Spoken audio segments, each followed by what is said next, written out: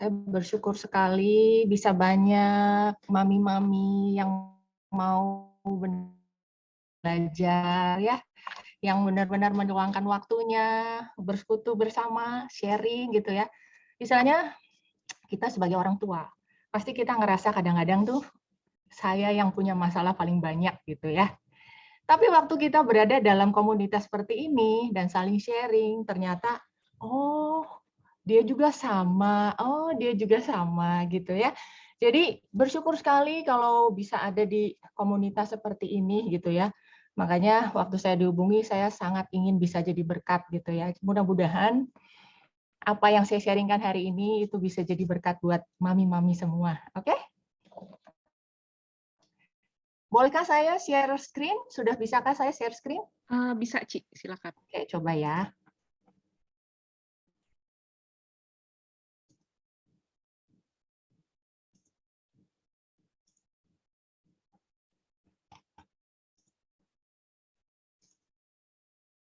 Sudah bisa dilihat kah? Iya, bisa, Ci. Sudah jelas ya? Iya, jelas.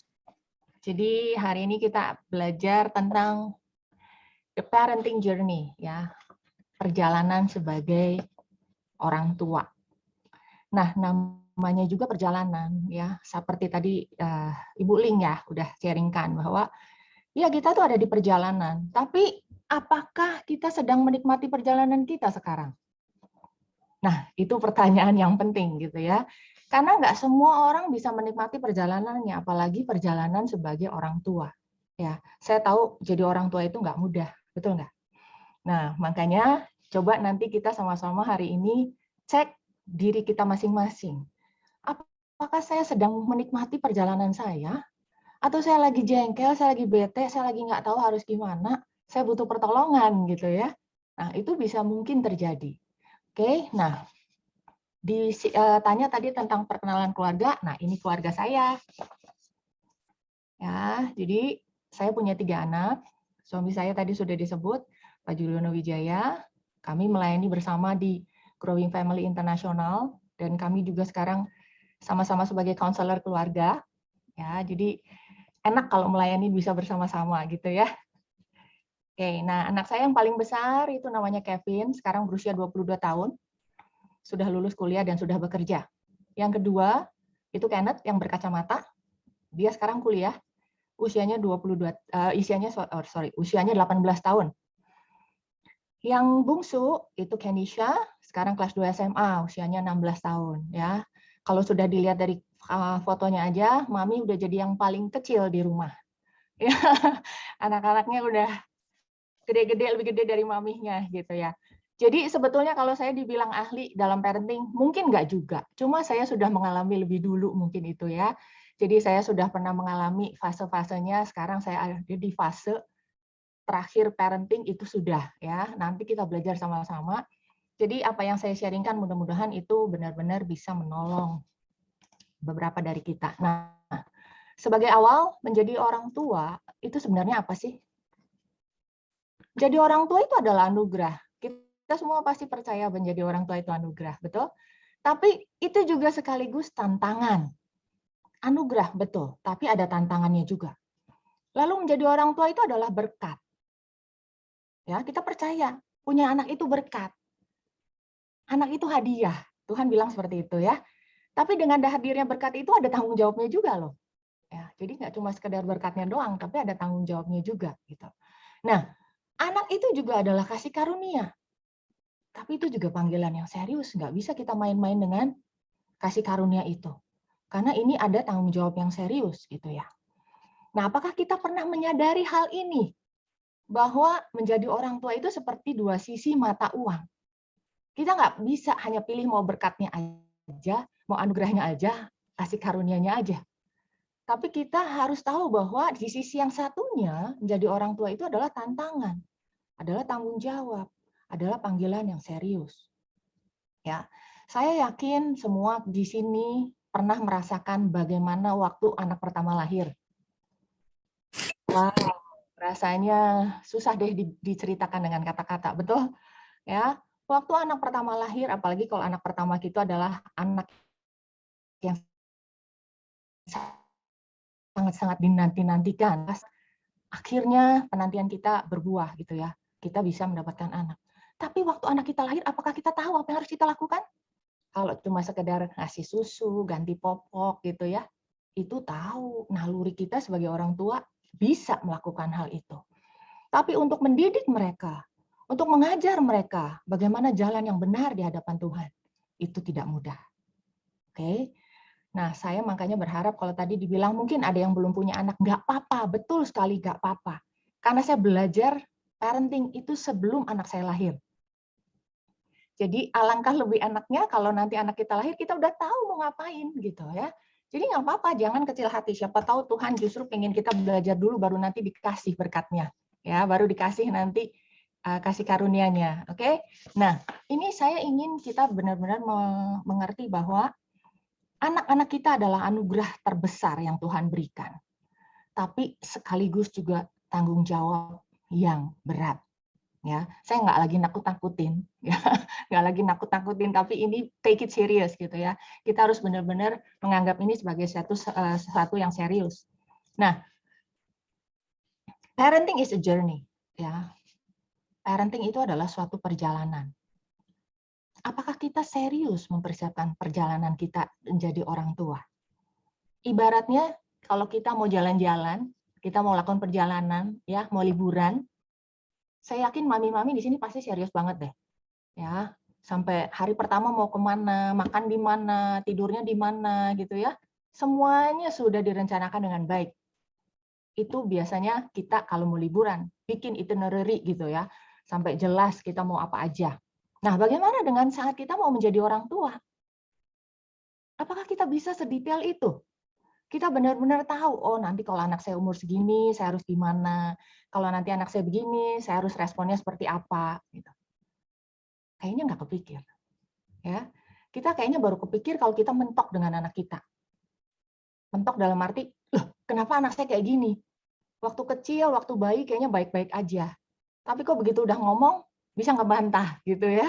Nah, di situ kita baru mulai mikir, lah kenapa ya? Apa yang salah? Apa yang salah dengan saya menjadi orang tua? Kenapa anak saya jadi seperti ini gitu ya? Mengasuh dan mendidik adalah hal yang berbeda. Kalau mengasuh aja secara naluri kita mungkin bisa. Ya, mengasuh itu ya hanya sehari-hari aja mempersiapkan makanannya, pakaiannya, sekolahnya gitu ya. Tapi kan anak kita itu makhluk yang memiliki perasaan, pikiran gitu ya. Mereka adalah bukan robot gitu. Jadi kita tuh nggak bisa asal pokoknya begini setiap hari harus begini, nggak bisa. Mereka punya kehendak bebas yang kadang-kadang mereka juga nggak suka dengan apa yang mama perintahkan. Ya, itu yang membuat kenapa anak kita kok bisa bantah gitu ya. Kan nggak selalu anak kita tuh nurut, benar nggak? Nggak selalu anak kita tuh manis, nggak selalu anak kita tuh menyenangkan.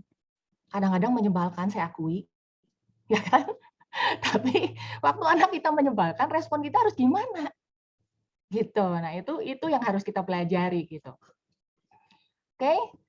Jadi mendidik anak untuk menjadi taat, baik, sopan, rajin, menyenangkan, itu perlu waktu. Butuh kesabaran kita, perlu keseriusan kita, kesengajaan kita untuk benar-benar mau belajar. Nah, makanya kalau ada momen-momen seperti ini itu bagus sekali. Makanya semangat saya untuk sharing itu saya semangat banget karena saya pengen orang tua itu punya kesadaran bahwa peran kita tuh besar sekali. Karena kita adalah guru yang pertama dan utama buat anak-anak kita. Ya. Nah, kalau kita jadi gurunya, di mana kita belajarnya? Kenapa? Karena nggak ada sekolahnya.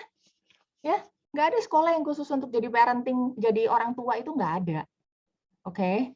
Kalau kita mau jadi insinyur, kita harus sekolah. Mau jadi dokter, harus sekolah. Mau jadi orang tua, lah kok nggak ada sekolahnya? Padahal ini adalah profesi yang sangat penting. Oke, makanya gunakan setiap kesempatan untuk belajar parenting, ayo ikut gitu ya. Berikutnya adalah anak kita lahir nggak ada manualnya. Anak kita lahir tuh nggak dikasih manualnya sama Tuhan. Oh, ini Sinta nih, ini bukunya Kevin. Nanti kalau Kevin nangis, artinya Kevin mau ini. Nanti kalau Kevin begini, harus diginiin. Nggak ada. Ya, nggak ada buku manualnya, nggak ada buku petunjuknya. Jadi kita juga harus mengerti sendiri. Orang tua harus belajar. Lalu kita biasanya belajarnya dengan apa? Trial and error. Coba deh gini dulu. Masih nangis dia. Kalau gitu cobain yang begini. Belum tentu bisa juga. Kebanyakan kita akhirnya coba-coba. Atau kita biasanya menggunakan gaya parenting yang dulu kita dibesarkan. Nah, cuma menariknya adalah kalau kita dulu papa mama kita orang yang terlalu otoriter, segala sesuatu pokoknya kata mama, kata papa, nggak boleh bantah.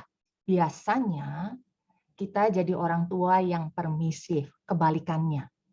Kita biasanya menetapkan dalam diri kita sendiri, saya nggak mau anak saya menjadi seperti saya.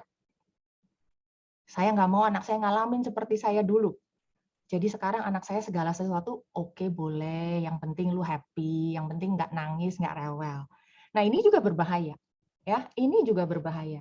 Kadang-kadang apa yang kita belajar dari masa kecil kita itu juga belum selalu tepat untuk anak-anak kita sekarang. Nah problem berikutnya adalah anak-anak kita itu terus bertumbuh dan berkembang. Mereka nggak bayi terus gitu loh, ya. Mereka tuh akan bertumbuh dari bayi, jadi anak prasekolah, toddler ya, usia 3 tahun ke bawah, lalu jadi anak-anak, usia taman kanak-kanak, masuk usia pra-remaja, remaja, dan menjadi anak yang dewasa. Apakah kita menyadari bahwa anak kita tuh bertumbuh? Anak kita itu akan terus memiliki kematangan yang berbeda secara emosional. Apakah gaya parenting kita berubah? Atau kita kayak gitu terus, mau anak kita bayi, mau anak kita TK, mau anak kita SD, kita gaya parentingnya sama terus. Nah ini juga bahaya, ya. Jadi kita juga harus aware sekarang, anak saya tuh sekarang ada di posisi yang mana? Apakah anak saya sudah jadi pra-remaja, ataukah dia sudah remaja, atau masih kanak-kanak? Itu kita harus menyadari itu, ya. Nah, bercermin dengan keadaan kita masing-masing saat ini. Coba ya, saya mau masing-masing kita membayangkan kalau saya lakukan gaya parenting saya sekarang ini terus-terusan seperti ini, gitu ya. Pertanyaannya adalah, dapatkah Anda bayangkan akan seperti apa anak Anda 3, 5, 10, 15 tahun yang akan datang? Coba renungkan dulu sebentar. Saya kasih waktu 20 detik aja mikirin. Kalau saya jadi mamah kayak gini terus, kira-kira anak saya 3 tahun, 5 tahun, 10 tahun ke depan jadi lebih baik nggak? Jawab sendiri aja. Misal ya, kalau anak kita pengen sesuatu, sukanya rengek-rengek. Sampai nangis dulu untuk minta sesuatu. Baru dia dapat. Biasanya kita nggak tahan kalau anak kita udah rengek-rengek. Udah nangis-nangis minta sesuatu. Ya, biasanya kita nggak tahan, terus kita kasih.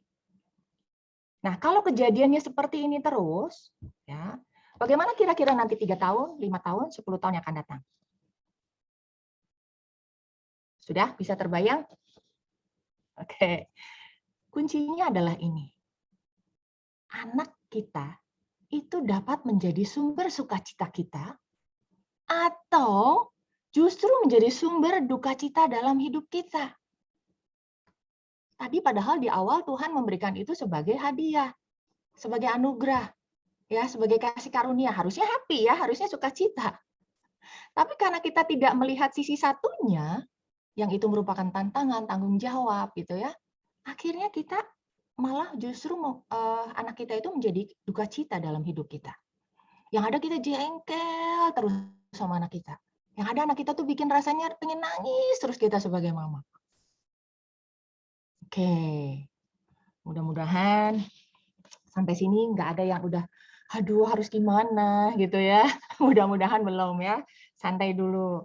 Nanti kalau ada pertanyaan boleh dicatat dulu kali ya. Biarkan saya selesaikan dulu PowerPoint-nya, atau boleh chat di ini ya, di chat secara tertulis aja kepada host-nya. Oke, saya lanjutkan. Hari ini saya akan sharingkan strategi parenting yang paling mudah yang bisa ibu-ibu semua lakukan deh. Saya nggak kasih yang susah-susah, yang simpel aja ya. Yang simpel-simpel aja yang bisa benar-benar membantu kita sebagai orang tua. Oke.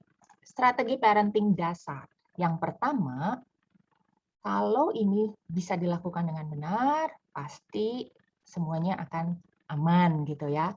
Yang pertama kita mulai dari hubungan suami istri yang harmonis dan kompak. Oke. Kalau kita pengen jadi orang tua yang baik, mulailah punya hubungan dengan suami juga baik. Ya, ini adalah modal yang paling utama. Oke.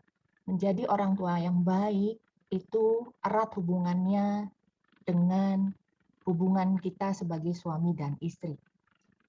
Peran menjadi ayah dan ibu atau papa mama itu dimulai kalau kita saling ngasih dulu sebagai suami istri.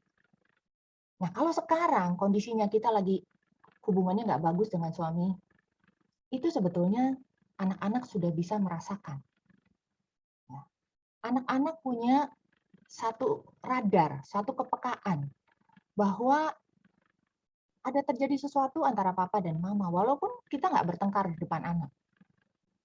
Ya, tapi anak kita dapat merasakan jika papa mamanya hubungannya nggak harmonis. Itu anak bisa merasakan itu. Efeknya apa, Ci, kalau kayak gitu? Saat anak merasakan ada sesuatu yang tidak beres dengan papa mamanya, biasanya anak akan berulah. Ulahnya gimana, Ci? Ya macam-macam. Ada yang kalau malam tidurnya nggak nyenyak, nanti jam 2, jam 3 ketok kamar mamahnya, kamar papa mamahnya diketok, tidurnya nggak pules, malam bisa teriak-teriak nangis. Ada salah satunya itu.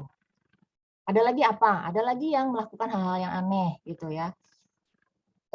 Misalnya, biasanya baik-baik aja di sekolah, hari itu dia ambil pensil temennya, bawa pulang. Hal itu akan terjadi berulang.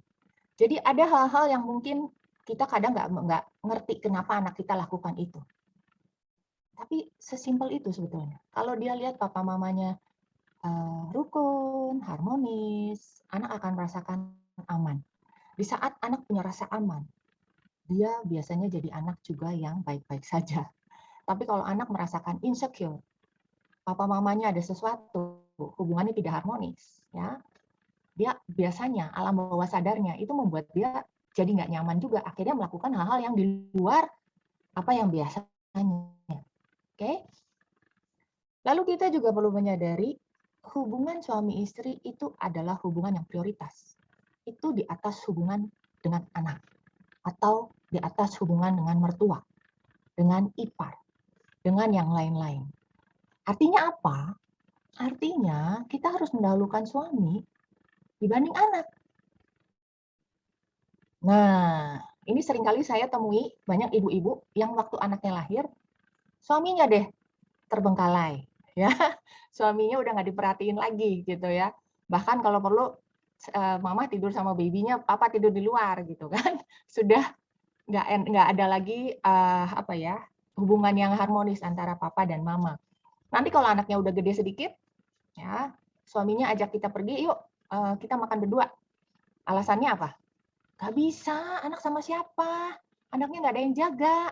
Nah, hal-hal seperti ini harus diwaspadai ibu-ibu semua nih, ya mami-mami di sini. Benar-benar kita harus prioritaskan suami di atas anak. Kalau kita prioritaskan suami, anak-anak kita juga justru senang. Anak-anak kita justru akan merasakan bahwa oh, papi mami saya baik-baik aja. Papi mami saya aman-aman aja. Kalaupun mereka pergi, mereka pasti kembali gitu loh. Ya, karena mereka lihat papi maminya masih pacaran, masih dating, masih keluar makan sama-sama, masih mesra di rumah. Itu justru baik buat anak-anak. Ya. Jadi jangan berdalih bahwa kalau diajak pergi sama suami, dalihnya anak, alasannya anak sama siapa, anak sama ini. Kita bisa berusaha kok kalau kita tahu ini penting. Betul nggak? Boleh titip sebentar ke mertua, kayak titip ke mama, kayak titip ke temen, kayak. Nah, kalau di sini kita ada berapa orang nih? Kita ada berapa yang ikut? Anggaplah 90-an ibu-ibu di 90-an mami ya. Kan udah dengar nih semua apa yang saya sharingkan hari ini tentang hubungan suami istri. Boleh tuh giliran nanti. Giliran saya dating ya, gue titip anak gue ya. Nah, kan bisa. Itu bisa join tuh. Titip anak gue sebentar ya, hari ini giliran gue yang dating gitu kan. Itu bisa gitu ya. Jadi, ayo mulai hari ini prioritaskan hubungan yang harmonis dengan suami. Mulai dating lagi, mulai mesra lagi dengan suami. Itu bukan lebay loh ya, bukan lebay, tapi justru manfaatnya lebih ke anak-anak kita sendiri. Ya, kita kan pingin punya anak-anak yang aman, yang secure ya, yang anak-anak yang nggak macem-macem. Nah, itu gampang sekali sebetulnya mulainya dengan hubungan suami istri yang harmonis. Oke? Nah, endingnya adalah mami-mami nih, anak kita itu nggak akan bersama dengan kita selamanya, betul nggak? Ya. Anak-anak kita mau kita punya 3, mau punya 5, mau punya berapapun, pada akhirnya akan meninggalkan kita. Ya, mereka akan bangun keluarganya sendiri. Ya, at the end of the day, kita berdua lagi, gitu loh. Ya, kita tuh akan berdua lagi, kita hanya dengan suami. Nah, kalau kita tidak membuat hubungan itu dari sekarang menjadi sesuatu yang menyenangkan, pada saat anak-anak kita nanti pergi, kita akan merasa asing satu dengan yang lain. Ya, nggak heran banyak pasangan justru bercerai di saat anak-anaknya sudah meninggalkan rumah. Jadi usia perceraian di atas 60 tahun itu masih terjadi. Karena mereka sudah merasa asing satu dengan yang lain. Oke. Jadi please strategi nomor 1 ini diberi perhatian ya. Berikutnya yang kedua yang juga penting adalah fokus pada mendidik hati, bukan perilaku lahiriah saja. Ya. Tahu mana yang benar atau salah, mana yang boleh dilakukan dan tidak boleh dilakukan itu berhubungan dengan hati. Oke. Anak yang hati nuraninya aktif, ya, itu bisa memilih dan memutuskan sesuatu dengan benar. Hati adalah akar dari kehidupan, sedangkan perilaku itu adalah buahnya. Perilaku itu buah. Jadi kalau kita mau buahnya bagus, apa yang harus kita perhatikan? Akarnya. Tapi kebanyakan kita justru salah. Kita fokusnya hanya perilakunya aja, kenapa anak saya nakal, kenapa anak saya nakal. Jadi yang ada adalah benturan terus di situ. Kenapa dia begini lagi, kenapa dia begini lagi. Karena kita nggak lihat bahwa hatinya nih yang harus dibenerin. Ya, seperti Amsal 4 ayat 23 katakan, saya yakin semua kayaknya udah hafal ini ya. Jagalah hatimu dengan segala kewaspadaan, karena dari situlah terpancar kehidupan.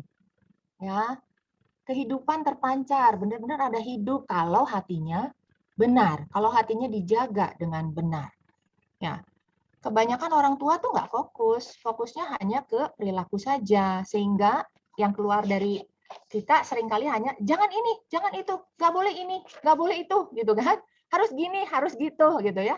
Larangan demi larangan gitu. Sebetulnya yang perlu kita yang perlu kita bentuk adalah anak tuh tahu kenapa sih nggak boleh ini, kenapa sih nggak boleh itu, kenapa harus ini, kenapa harus itu. Ya, jelaskan kenapa nggak bolehnya. Jelaskan kenapa ini yang benar, kenapa itu yang tidak benar. Harus ada penjelasan. Contoh ya, contoh. Kalau misalnya kita ingin anak kita kalau di public space, di tempat umum, misalnya ke restoran gitu ya, kita mau anak kita duduk, nggak lari-lari. Benar nggak? Atau ada orang tua yang, biarin aja Ci, lari-lari sambil nunggu makanan ini, nggak apa-apa gitu ya. Ya kalau itu mungkin beda. Kalau saya sih pengen kalau di public space itu anak saya anteng gitu, nggak kesana kesini gitu. Makanya kalau di restoran, ya duduk. Sambil nunggu pun duduk, kita ngobrol aja di meja. Jadi nggak keliaran kesana kesini. Nah itu saya ajarkan sama mereka. Kalau kamu lari-lari, sekarang kamu amati di sekitar kamu. Itu banyak orang lain yang lewat sana sini, ada yang gendong anaknya, ya, ada pelayan yang bawa makanan, bisa jadi itu panas. Ada juga yang bawa minuman, bisa jadi itu panas. Kalau sampai tertabrak, bisa bahaya. Ya, makanan panas itu bisa kena kamu, bisa kena dia juga, piring bisa pecah dan lain sebagainya. Jadi, saat kamu ada di public space, lihat sekeliling kamu. Apakah memungkinkan untuk kamu berlari-larian di situ, main-main di situ? Ya, jadi anak itu diajar untuk awareness-nya ada. Hatinya tuh mulai disetir gitu ya, bahwa segala sesuatu itu nggak bisa kamu suka kamu lakukan. Tapi kamu lihat dulu, kamu pikir dulu situasinya seperti apa, memungkinkan atau enggak untuk saya bermain di situ, untuk saya berlari-lari di situ. Oke? Nah, kalau anak bisa mengerti alasannya, saat ada kejadian yang mirip atau kurang lebih sama lah dengan kejadian yang pernah papa mama ajarkan, biasanya dia akan mengingat kembali apa yang papa mama sudah pernah ajarkan. Nah, ini yang disebut pengendalian diri. Jadi dia mulai belajar bahwa ada kendali nih. Bagaimana nanti dia berlaku itu tergantung mekanisme hatinya. Karena ada anak yang tahu, tapi dia tetap melakukan yang salah. Ada anak yang tahu, papa mama udah pernah melarang, tapi dia tetap memilih untuk melakukan hal yang salah. Nah, kalau yang kayak gini berarti lebih menantang buat orang tuanya ya, lebih harus serius menangani anak yang seperti ini. Karena kalau ini tidak ditangani, hati anak tersebut akan jadi yang bebal, hati yang bebal. Dan kalau hati yang bebal, wah, itu udah berat sekali gitu ya. Oke, yang ketiga, pahami fase dalam mendidik anak. Ini kemana-mana saya berusaha untuk mengajarkan ini supaya orang tua tuh benar-benar aware dan mengerti fase ini. Ya, karena kalau kita bisa jalankan ini sesuai fasenya aja, boleh dianggap, boleh dibilang 85% sampai 90% kita mendidik anak tuh udah nyaman banget gitu. Mengurangi konflik yang bakal bisa terjadi. Ya, jadi perhatikan baik-baik. Sekarang kita ada di fase yang mana, itu juga masing-masing perhatikan apa yang harus dilakukan di setiap fasenya. Oke, kita masuk fase pertama. Fase pertama adalah fase disiplin. Ini adalah saat anak kita berusia 0 sampai 5 tahun. Ya. Nah, di fase ini hal yang paling penting yang harus diperhatikan adalah batasan dan aturan yang jelas. Anak usia ini butuh aturan. Jadi anak usia ini nggak bisa dibiarin semaunya. Mau bangun jam berapa, mau makan jam berapa, mandi jam berapa, itu nggak bisa. Dia harus dikasih batasan dan aturan yang jelas. Oke. Nah, berikutnya adalah orang tua perlu mengatur. Sekali lagi mengatur. Jangan biarkan anak yang mengatur sendiri. Di fase ini adalah orang tua yang mengatur dan mendidik mereka untuk taat. Karena kita perlu menerapkan ketaatan sebelum anak kita siap dilatih untuk fase berikutnya. Dan selain taat, tidak membiarkan anak kita bernegosiasi. Dalam arti apa? Kalau mamanya bilang mandi sekarang, biasanya anak kita negosiasi. Nanti loh ma, sebentar lagi aku masih main, aku masih mau ini dulu, aku masih mau itu dulu. Nah kalau kita sudah terapkan aturannya bahwa mandi harus jam 4, nggak ada lagi negosiasi. Oke, ini penting untuk anak 5 tahun ke bawah.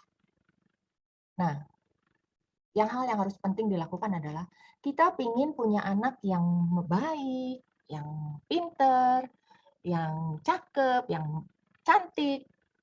Itu semuanya percuma ibu-ibu kalau anak kita nggak taat, betul nggak? Percuma kita punya anak yang lucu, menyenangkan gitu, tapi giliran disuruh melakukan sesuatu marah-marah, menjengkelkan.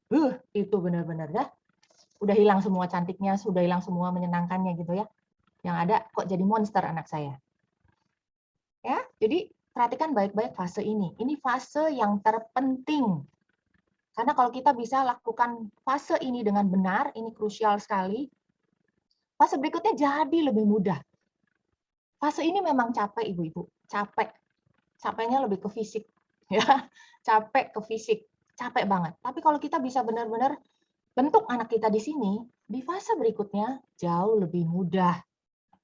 Percaya deh, kita lihat fase kedua. Fase kedua adalah fase pendidikan atau training, usia 6 sampai 12 tahun.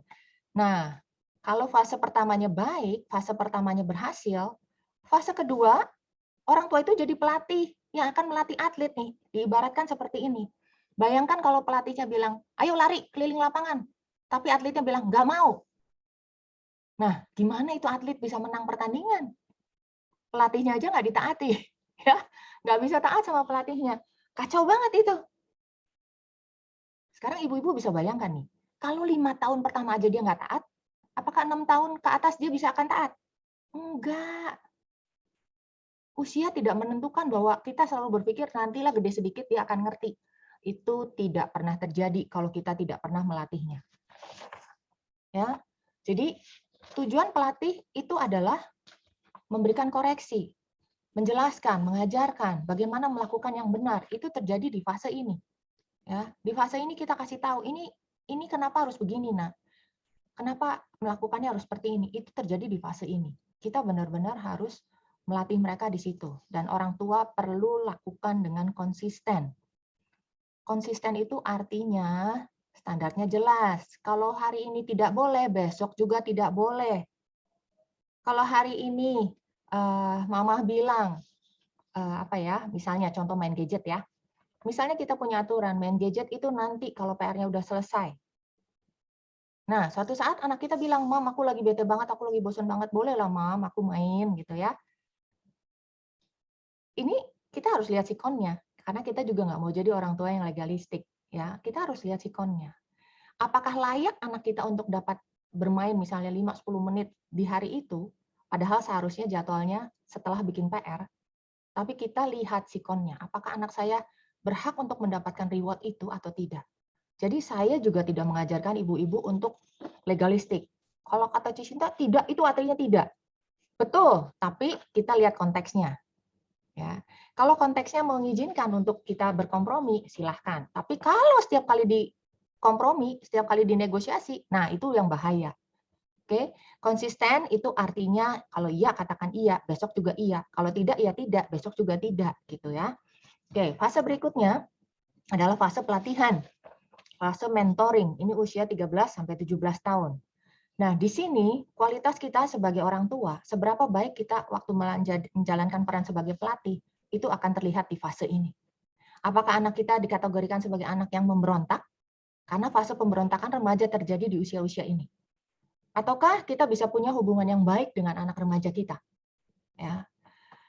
Di fase ini, orang tua sudah tidak bisa lagi melakukan parentingnya hanya satu arah. Ya, seringkali kan kita pokoknya kalau mami udah bilang lakukan aja, gitu kan? Nah di fase ini hati-hati ibu-ibu, udah nggak bisa lagi seperti itu. Ya, kita harus mulai lebih banyak mendengar, diskusi, sharing dengan mereka. Ya, kenapa? Karena anak kita di fase ini itu mengalami banyak konflik dalam dirinya. Konflik apa sih? Konflik karena dia melihat kenyataan bahwa kenapa teman saya boleh melakukan itu, kok saya enggak? Ya, kenapa mamanya teman saya kok yang ini begini, kok mama saya begini? Dia mulai membandingkan realita di lapangan. Ya. Nah, ini penting sekali untuk kita mengerti bahwa normal itu tuh normal, anak kita tuh akan membandingkan hal itu tuh normal dan dia akan minta alasannya. Kenapa? Kalau kita bisa jelaskan itu dengan baik, dia akan bisa menerima dengan baik. Satu saat juga anak saya yang kedua saya ngobrol ya dengan saya. Mami, aku sedih banget lihat temanku kok egois banget. Kenapa maksudnya egois? Ya, dia main hanya pengen menang. Kebetulan dia di tim basket. Jadi ada satu temennya tuh yang memang ambisi sekali untuk selalu menang. Jadi waktu temennya bikin kesalahan, dia akan marah, maki-maki temen yang bikin kesalahan. Dan itu kan tidak terjadi dalam keluarga kami, makanya buat dia kok aneh ada anak seperti itu. Nah, pada saat itu terjadi, kita sharing. Saya tanya sama dia, seharusnya apa yang dilakukan teman kamu waktu temannya membuat kesalahan? Kita sama-sama tukar pikiran. Nah, hal itu yang akan membuat anak kita akan lebih punya hati nurani yang aktif ya, kalau kita biarkan mereka ikut sharing gitu. Jangan satu arah lagi.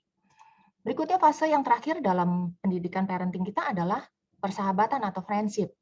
Di sini usia 18 tahun ke atas ya.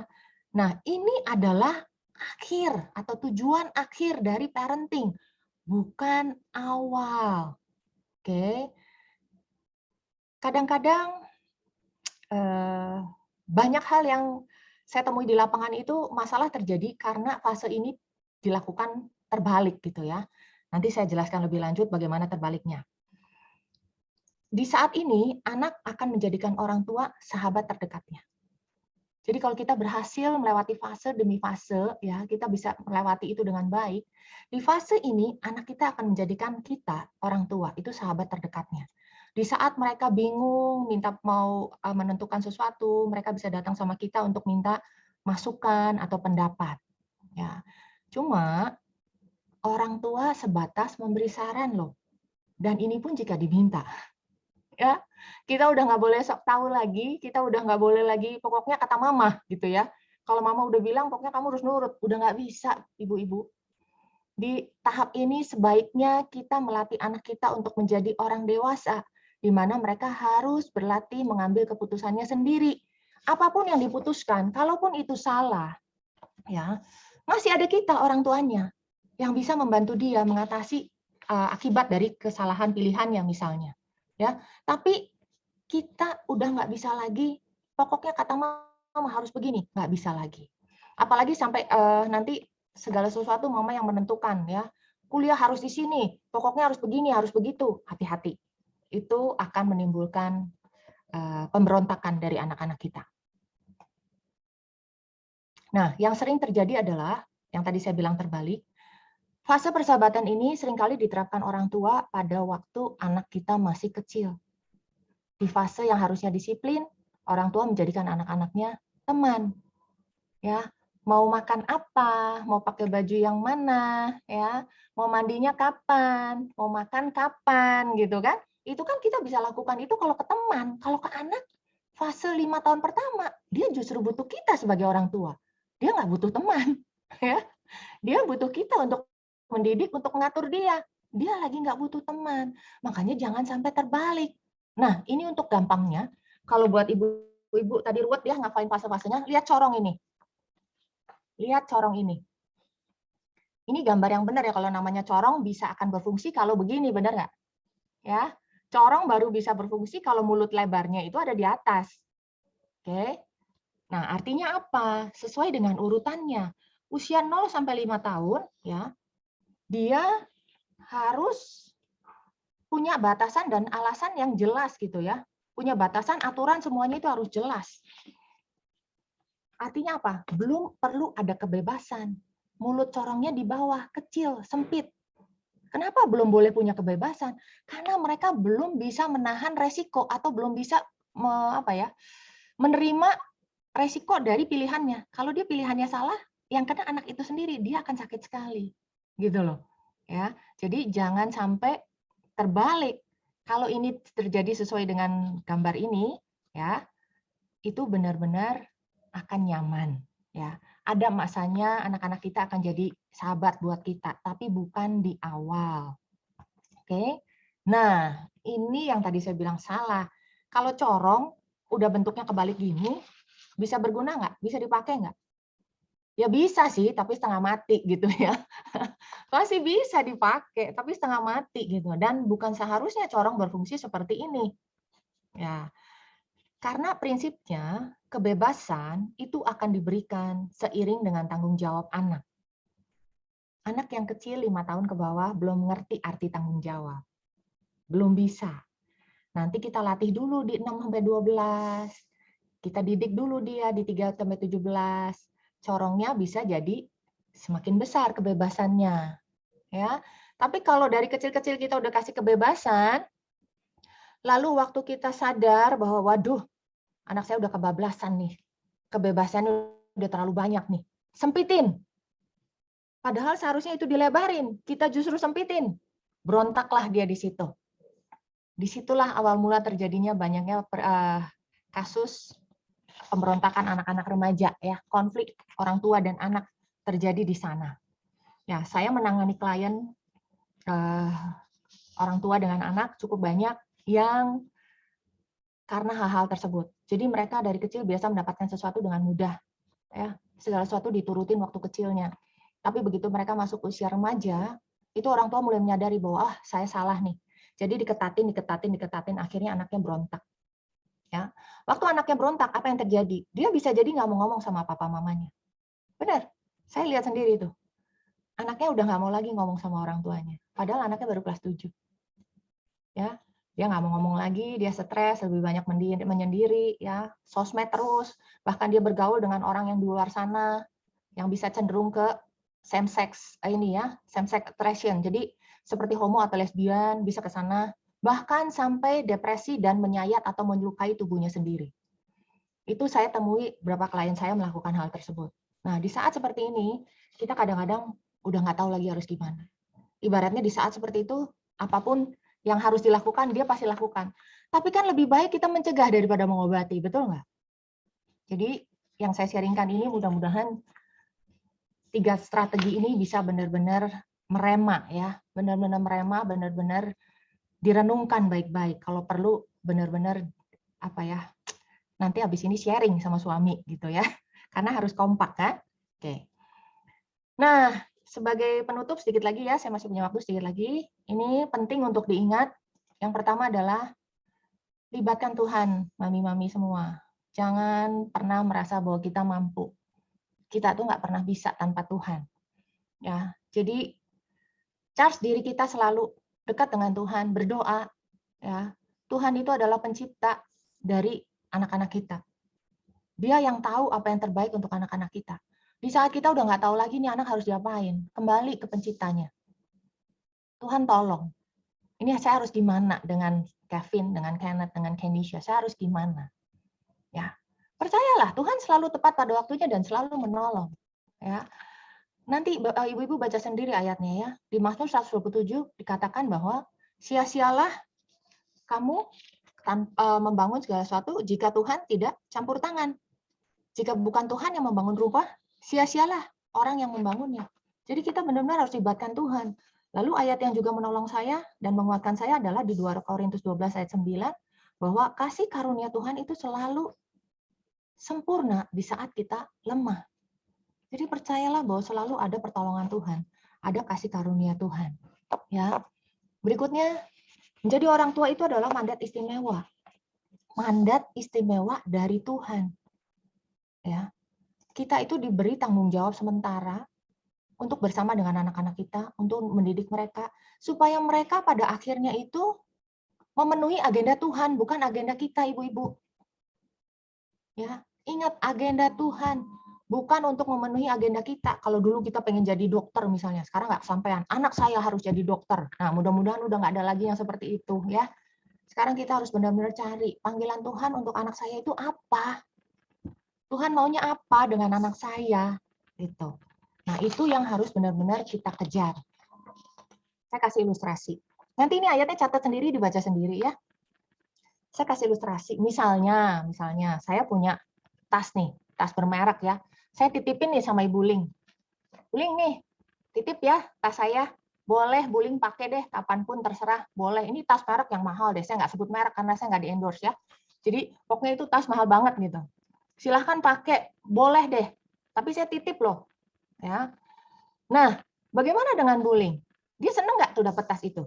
Saya yakin dia pasti senang banget gitu ya. Boleh pakai, boleh ngapain aja dengan tas itu. Tapi nanti setelah 10 tahun, 20 tahun gitu ya, saya kembali datang sama Ibu, Bu Ling, tas saya mana ya? Kembaliin dong, sekarang giliran saya mau pakai. Bisa nggak dia bilang? Nggak bisa, Ci, itu kan punya saya. Nggak bisa, Ci, itu udah lama sama saya, itu udah milik saya. Udah benar-benar saya ngerawat semuanya, udah saya sayang banget sama tas ini. Bisa nggak begitu? Nggak bisa, tetap tas itu milik saya. Demikian juga dengan anak-anak kita, ibu-ibu. Anak-anak kita itu titipan Tuhan. Nggak akan selamanya dia bersama dengan kita. Ya, suatu saat nanti penciptanya itu akan panggil, kamu ke sini, kamu ke sana, kamu harus begini, kamu harus begitu. Kita harus relain. Kita harus benar-benar relain karena itu bukan milik kita. Ya, oke. Berikutnya adalah belajar untuk menikmati setiap fase yang sedang kita lalui. Dimanapun fasenya kita saat ini. Belajar untuk menikmatinya. Setiap fase itu ibarat setiap musim dalam kehidupan kita. Nah, kita harus tahu nih musimnya musim apa. Kalau musimnya panas, jangan pakai baju-baju yang tebal, gitu kan? Kalau fasenya didisiplin, ya janganlah dinegosiasi anak kita. Kalau fasenya di remaja, jangan kita hanya satu arah. Nah, hal-hal kayak gini harus kita perhatikan. Anak kita itu kita ibaratkan seumpama benih. Ya, benih itu nggak bisa hidup sendiri. Benih itu butuh pertolongan orang lain. Dalam hal ini adalah orang tua. Dia perlu dipelihara, dirawat sesuai dengan kebutuhannya. Karena benih sayur beda dengan benih buah, betul nggak? Ini artinya apa? Setiap anak itu unik. Kakak adik itu berbeda. Bahkan anak kembar aja beda gitu ya. Saya pernah punya murid kembar, itu juga beda gitu. Perlakuan saya terhadap anak kembar ini pun berbeda, nggak bisa disamakan. Oke, tugas kita adalah menolong benih tersebut untuk bisa bertumbuh, berbuah sesuai dengan apa yang Tuhan mau. Terakhir, tidak ada orang tua yang sempurna. Ya, setiap kita pasti pernah melakukan kesalahan. Saya pun pernah melakukan kesalahan. Dan saya bertobat minta ampun di hadapan Tuhan. Saya juga akui itu di depan anak saya. Gitu ya. Saya minta ampun, saya minta maaf pada anak saya. Nah, ibu-ibu, minta maaf pada anak itu bukan sesuatu yang memalukan. Bukan sesuatu yang merendahkan diri kita. Enggak. Itu justru mengajarkan anak-anak tentang kerendahan hati. Bahwa, oh, papa mama aja mengakui kesalahannya. Papa mama aja pernah melakukan kesalahan. Jadi anak-anak kita juga nanti akan belajar untuk mereka punya kerendahan hati dan berani mengakui saat mereka melakukan kesalahan. Nah, kalau tidak ada orang tua yang sempurna, tidak ada anak yang sempurna. Jadi kita juga tidak boleh menuntut anak kita untuk sempurna. Kamu harus begini, kamu harus begitu, kamu harus lebih hebat dari mama, kamu harus lebih hebat dari papa. Bisakah kita menerima kelemahan anak-anak kita? Bisakah kita benar-benar menerima dia apa adanya tanpa syarat apapun? Ya, mau gimana pun dia tetap anak kita. Oke, jadi kita perlu tahu bahwa kerinduan setiap anak, dia di dalam hati yang terdalam seorang anak, ya, itu adalah kerinduan untuk menyenangkan hati orang tuanya. Setiap anak pingin banget bisa menyenangkan papa mamanya. Ya, saya yakin 100% nggak ada anak yang berencana, besok saya mau bikin mama jengkel. Besok saya mau cari gara-gara. Saya besok mau cari masalah sama papi. Nggak mungkin. Kecuali memang mereka dalam kondisi hubungan yang tidak harmonis. Ya, yang ada setiap anak pasti berusaha menyenangkan hati orang tuanya. Jadi mari kita sama-sama merefleksikan sampai di mana perjalanan parenting kita saat ini. Mudah-mudahan yang ada di sini semua dalam kondisi yang menikmati, bisa benar-benar menjalankan peran sebagai orang tuanya itu dengan sukacita. Oke, sekian presentasi saya. Terima kasih.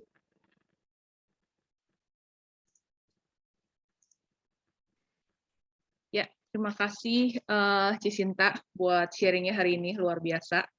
Saya catat nih sampai 4 halaman. Ya, memang ini ada fase-fase buat kita mengerti ya, anak-anak kita tuh udah di fase mana. Jadi sih kita lebih mudah untuk menjadi seorang mami ya, sebagai orang tua gitu ya. Nah, ini beruntunglah masih yang di fase pertama ya kayaknya Ci ya, 0 sampai 5 gitu ya. Ini yang udah ada di fase ketiga atau keempat, tenang, jangan panik. Ya, tadi ada poin-poinnya Ci Sinta juga kasih di belakang, penting untuk diingat apa kita melibatkan Tuhan ya. Anak kita itu Tuhan yang menciptakan, dia yang paling tahu. Oh ya, sambil nungguin yuk buat yang punya pertanyaan boleh langsung di chat ya. Langsung di chat aja, nanti kita tanyakan ya sambil menunggu. Ya, tadi baik lagi ya kita. Boleh juga kali ya? Kenapa? Kalau mau tanya langsung boleh juga ya? Tanya langsung boleh juga ya. Boleh juga. Ya, ya. Ya. Yuk sambil itu boleh langsung di chat ya yang mau nanya. Ada yang udah rest? Ya, ini ada yang angkat tangan nih atas nama SN ya. Boleh silakan langsung. Oh, sebentar. Oh, enggak. Enggak ada ya. Pencet kali ya. Jadi kepencet. Oh, ada nih. Nah, ada nih. Ya, Ci, gimana kalau anak suka berbohong usia 9 tahun? Oke. Ya. Ini yang tadi saya sempat singgung bahwa anak kita suka melakukan hal-hal yang aneh-aneh gitu ya. Salah satunya mungkin tadi kita harus cek adalah bagaimana hubungan dengan suami. Apakah hubungan kita dengan suami baik-baik saja? Kalau hubungan kita dengan suami baik-baik saja, anak kita berbohong, berarti, nah ini sorry ya, biasanya kita terlalu keras pada anak kita. Ya, jadi kita nggak bisa mendengar anak kita, misalnya saya begini. Nah, kita kadang-kadang nggak mau dengar itu, kita menganggap itu sebagai alasan.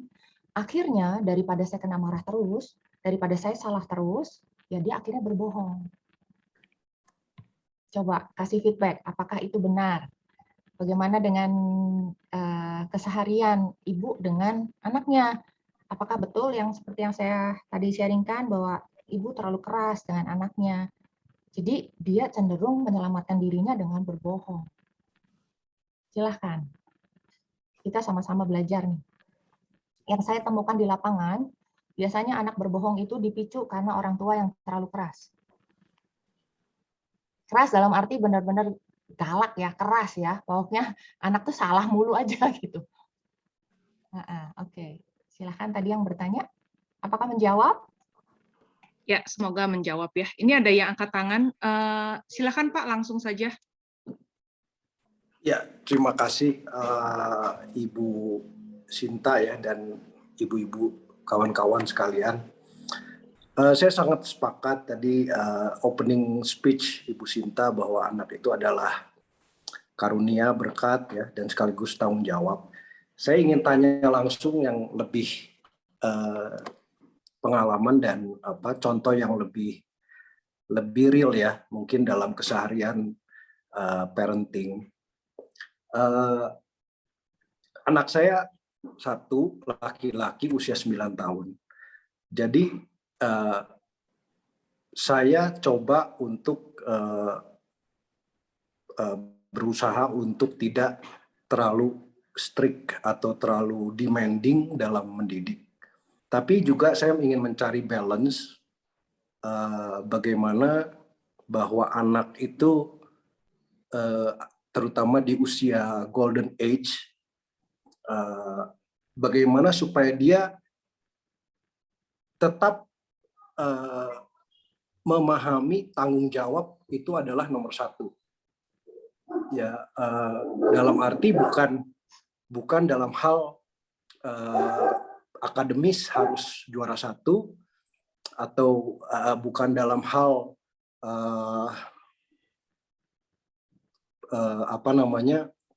sifat atau perilaku yang harus sempurna juga. Tapi paling tidak harapan saya bahwa anak itu mengerti tanggung jawab dan garis antara benar dan salah. Itu aja sebetulnya. Yang saya ingin tanyakan adalah pengertian yang kita berikan, kesempatan untuk menjelaskan ke anak kenapa harus tanggung jawab. Ya, kalau anak di usia segini tentu tanggung jawab mereka yang utama adalah mengerjakan tugas, ya belajar untuk tes dan sebagainya. Tapi pada prakteknya ketika kita memberikan penjelasan kenapa harus belajar, kenapa harus dikerjakan tugas, ketika anak tidak terlalu obey, itu apa yang harus kita lakukan setelah kita berulang-ulang memberikan pengertian, penjelasan ke anak tanpa harus kita overreacting, tanpa harus kita bermain fisik atau terlalu abuse dengan kata-kata. Itu bagaimana? Terima kasih. Oke, baik. Kalau saya boleh tangkap pertanyaannya, berarti sekarang anaknya 9 tahun ya Pak ya. Dan bagaimana untuk membentuk dia supaya mengerti tanggung jawabnya. Kurang lebih seperti itu ya. Nah, anak ini di usia 9 tahun berarti dia seharusnya berada di fase training. Ya. Tapi saya nggak tahu bagaimana dengan fase disiplin dia di 5 tahun pertamanya. Which is golden age. Golden age itu adalah 5 tahun pertama usia seorang anak. Oke. Nah, kalau golden age-nya dia benar-benar bisa dikategorikan sebagai anak yang taat, biasanya di fase training ini itu jauh lebih mudah, Pak. Ya. Sekarang mungkin saya kasih sedikit clue aja gitu ya, sedikit tips aja. Mungkin Bapak bisa ajak ngobrol dia baik-baik di saat tidak ada konflik. Jadi bukan saat dia ketahuan melakukan kesalahan terus kita ngomong panjang lebar. Oke. Setiap kali kita ingin memasukkan suatu prinsip atau satu ajaran ya, seperti tadi Bapak bilang tanggung jawab gitu ya, itu lakukan di saat tidak ada konflik. Contohnya, misalnya Bapak lagi senggang gitu ya, ajak dia misalnya, yuk kita beli kue atau ngopi bareng atau gimana gitu ya, berdua aja dengan dia misalnya. Nah di situ kita Ngobrolnya nggak harus selalu yang serius gitu ya, tapi kita bangun relasi dengan anak kita, Pak. Ya, kalau Bapak bisa lakukan itu sangat luar biasa dampaknya. Karena di sini dari tadi kayaknya banyak ibu-ibu, ternyata ada Bapak juga. Nah, appreciate ini untuk Bapak yang benar-benar mau mendengarkan dan mau belajar, gitu ya. Karena peran Bapak itu sangat-sangat penting dalam parenting. Selama ini ibu nggak usah diragukan lah perannya. Tapi ayah, keterlibatan ayah, wow, itu sangat luar biasa penting. Jadi Pak, mulailah dengan ajak anak Bapak punya waktu berdua, ngobrol. Ini sorry nih, anaknya cowok apa cewek nih? Cowok, Bu. Nah, apalagi cowok. Ya, apalagi cowok di usia-usia seperti ini, Pak, kalau bisa dekat dengan anak Bapak itu sangat bagus sekali. Karena nanti di fase berikutnya mereka akan melihat sebagai role identity. Dia akan belajar melihat kalau jadi papa itu kayak apa sih? Ya. Nah, kalau sekarang itu masih biasanya usia-usia ini lebih dekat ke mama, itu nggak apa-apa. Tapi Bapak harus masuk dalam kehidupan anak Bapak sekarang. Masuk, jangan tunggu nanti udah gede gitu ya. Di saat itu dia udah nggak butuh kita lagi. Masuk itu mulai sekarang. Jadi ajak ngobrol. Kenapa sih kamu misalnya nggak suka sekolah? Ya, jangan begitu dia ngomong, aku nggak suka sekolah karena begini-begini. Apa? Nah, itu respon kita juga, reaksi kita juga hati-hati gitu ya. Dengar aja dulu, dengar. Oh gitu, kamu nggak suka sekolah karena ini. Jadi harusnya gimana? Kamu maunya yang seperti apa? Dengar dulu Pak, dengar aja dulu Gali. Ya, langka sekali anak kita itu bisa didengarkan. Nah itu tadi yang saya sering bilang. Biasanya kita lakukan parenting itu pokoknya, kalau papa udah bilang A ya A, B ya B, seringkali kan itu. Ya, ayolah berubah, ayolah kasih kesempatan. Apalagi anak zaman sekarang nggak bisa dididik dengan cara kita dulu, nggak bisa. Ya, dia mau cari apa-apa sekarang gampang kok, mau cari itu apa-apa juga gampang. Buka gadgetnya semua terbuka gitu. Ya, kalau kita sebagai orang tuanya nggak pernah ngajarin, kita nggak pernah kasih rambu-rambunya, bablas anak kita itu. Ya, jadi saran saya, ayo masuk dalam kehidupannya, ngobrol, jangan tangkap waktu mereka lagi salah aja gitu ya. Giliran nilainya jelek, cewer, marahin gitu ya. Tapi giliran dia nilainya bagus, apa respon kita biasanya? Oh ya sudah wajarnya, memang sudah harusnya gitu. Itu kan tugasnya dia belajar. Tapi bisakah kita appreciate? Bisakah kita hargai bahwa, oh papa lihat kamu sekarang nilainya bagus ya.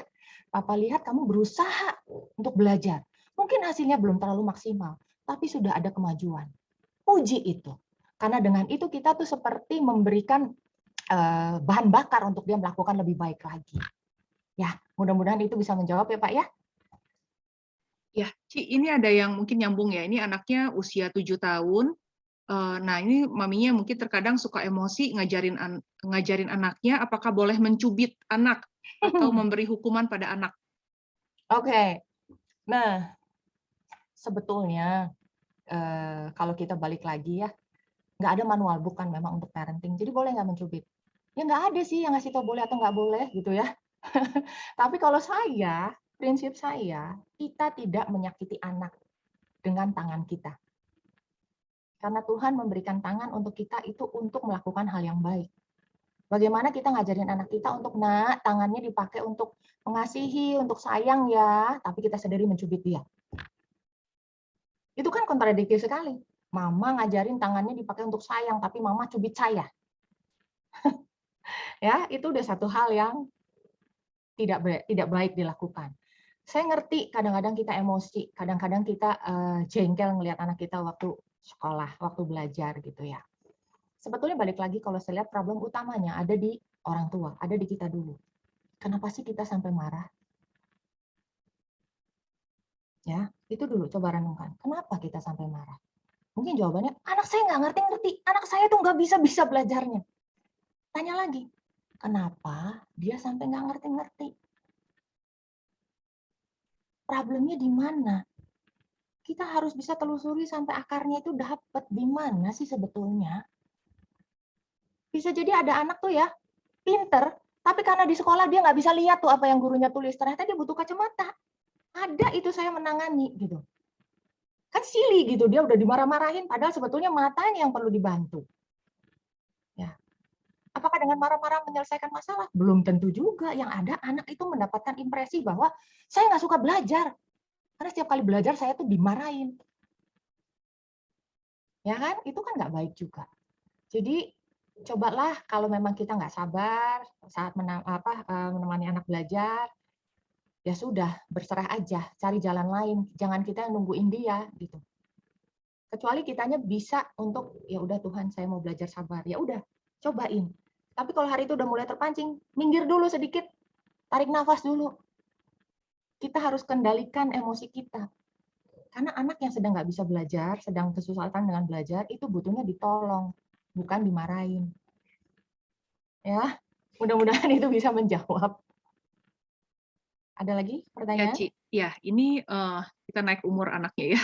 Ada anak usia 17 tahun, kalau sudah punya boyfriend atau girlfriend, bagaimana baiknya? Nah, ini nyambung lagi ya. Ci, saya mau tanya, kalau saya pengen lihat isi HP anak ABG cowok umur 15 tahun, cara ngomong smooth-nya gimana supaya nggak kesinggung, berkesan curiga, katanya gitu. Ini lebih ke remaja berarti ya? Ya, oke. Oke, yang pertama saya jawab dulu untuk tadi punya boyfriend atau girlfriend usia 17 tahun ya. Oke. 17 tahun berarti ada di fase mentoring ya. Oke, nah kita harus belajar juga bahwa di fase mentoring kita tidak boleh lagi satu arah. Ya, kita harus lebih banyak mendengar, kita harus benar-benar bisa mengerti karena terjadi konflik batin dalam diri anak. Nah, yang saya bisa sharingkan adalah pengalaman anak saya sendiri nih, ya, saya sharingkan. Sebelum itu memang kita udah sering ngobrol sama anak-anak bahwa kapan sih waktu yang tepat untuk pacaran. Nah, ini juga ibu-ibu perlu sharingkan dengan anak-anak, gitu ya. Kita masing-masing keluarga mungkin punya aturannya beda-beda. Ada yang boleh pacaran dari SMP boleh, ada yang SMA boleh pacaran gitu ya. Itu masing-masing terserah, putuskan sendiri gitu ya. Tapi untuk keluarga kami mengajarkan pada anak-anak bahwa pacaran itu adalah fase pengenalan sebelum kalian masuk dalam pernikahan. Ya, dan fase perkenalan itu sebetulnya nggak perlu panjang-panjang, paling 2-3 tahun sebelum kalian menikah. Jadi kalau kalian memilih untuk pacaran, artinya kalian sudah siap untuk menikah. Oke, nah itu di keluarga kami, gitu ya, itu di keluarga kami. Jadi kalau mereka benar-benar mau pacaran nih, artinya kan 2-3 tahun paling lama mereka pasti akan menikah gitu. Di keluarga kami akan seperti itu. Makanya waktu anak saya yang kedua, itu kebetulan ada beberapa cewek yang suka sama dia. Zaman sekarang bukan cowok yang nembak cewek, cewek yang nembak cowok loh. Nah, ini terjadi loh, beneran serius. Anak saya itu ditembak sama teman ceweknya. Dan dia cerita, karena kita punya hubungan yang baik, ya, kita tuh sering cerita, apapun yang terjadi itu anak-anak suka terbuka, anak-anak suka cerita. Dia cerita, "Mami, temanku nembak." Aku kaget loh, jujur, saya sebagai orang yang zaman dulu ya istilahnya ya. Istilahnya saya mami-mami yang aduh gitulah saya dengar itu tuh syok gitu. Tapi ingat sekali lagi jaga reaksi kita gitu. Saya cuma terus gimana gitu ya. Nah, itu anak saya bilang, "Ya, I just said that I don't think apa dia bilang teh? Saya rasa saya tidak lagi dalam tahap mau dalam berhubungan yang serius." Anak saya bisa menjawab sangat bijaksana. Wow, saya sampai bilang, wow, such a wise answer. Saya bilang kayak gitu ya. Wow, luar biasa loh. Mami aja belum tentu kepikir itu gitu. Tapi dia bisa jawab seperti itu. Ya. Dan itu tidak menyinggung si cewek kan? Karena dia menjawabnya dengan sangat bijaksana. Tapi amazed. Ini anak saya yang kedua. Cerita anak saya yang ketiga. Dia cewek kan? Sekarang kelas 2 SMA. Nah, ada juga beberapa cowok yang suka sama dia kan? Nah, kita mulai tanya-tanya nih, ada nggak yang suka sama kamu gitu kan? Nah, saat kali dia terbuka bahwa iya ada. Terus kamu gimana? Ya kan, aku tahu, aku nggak akan pacaran. Itu yang keluar dari mulutnya. Aku tahu aku nggak akan pacaran. Nah, saya tanya, kenapa kamu nggak mau pacaran? Ya kan, Mami udah ajarin bahwa pacaran itu nanti berarti 2-3 tahun menjelang menikah. I'm not ready for it. Ya, jadi saya cuma mau berteman. Oke, saya kuatkan itu bahwa masa kamu SMA adalah harusnya masa terindah di mana kamu punya relasi seluas mungkin. Di situ kamu belajar mengenal bagaimana perilaku manusia, bagaimana pribadi manusia itu satu dengan yang lainnya. Di situ kamu akan lebih bijaksana untuk melihat mana yang bisa jadi teman, mana yang nggak bisa dijadikan teman. Karena kan kita harus memilih, ya.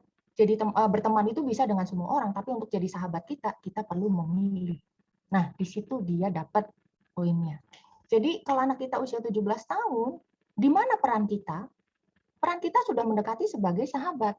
Jadi belajarlah untuk ngobrol dengan dia. Kenapa kamu suka dia?